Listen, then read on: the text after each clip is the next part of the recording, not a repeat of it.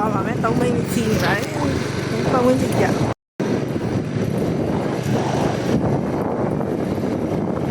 ဒီမျိုးတွေပဲဒီနာအောင်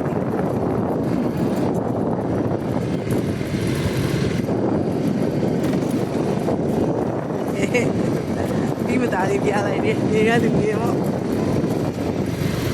ဒီနာအိမ်လေးကတိတ်အောင်ဘယ် VIP တွေကအိမ်ကပို့တာဒီကအိမ်ကဒီလေကြီးရဲ့အဆောက်အအုံလာတာအဆိုးပါငါပေါ်ငါပြပေါ်ပေါ်လာတယ်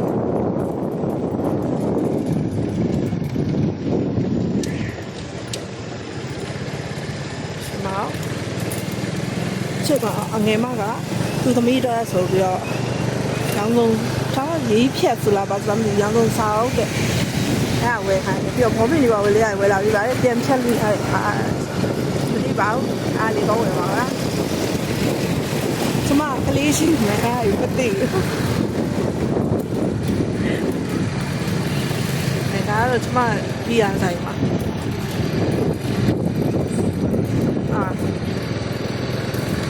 ကြောက်တော့မှတိုင်းနဲ့ချန်ရောင်းတော့မယ်ဟာ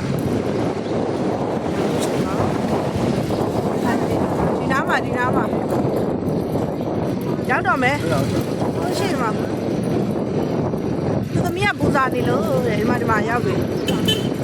ဟောပူဇာလို့ပါဒီမှာညာတွေကအဲခိုင်းနေရတယ်တယောက်ကဆိုင်ပြောက်ဟုတ်နော်အော်ဟိုမှာမပါဘူးဟုတ်တယ်ဟိုမှာ baby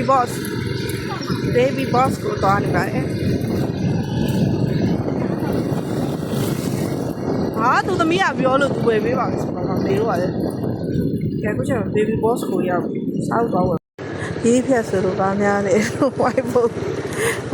ပါတတ်တယ်ဒါကြောင့်တော့8500ပေးရပါတယ်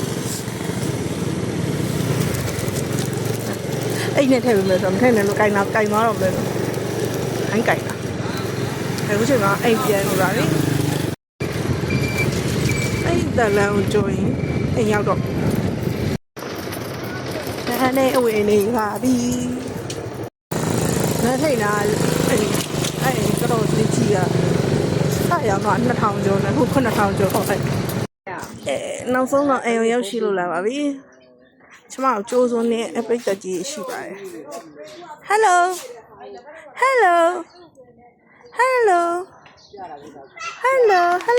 love you hello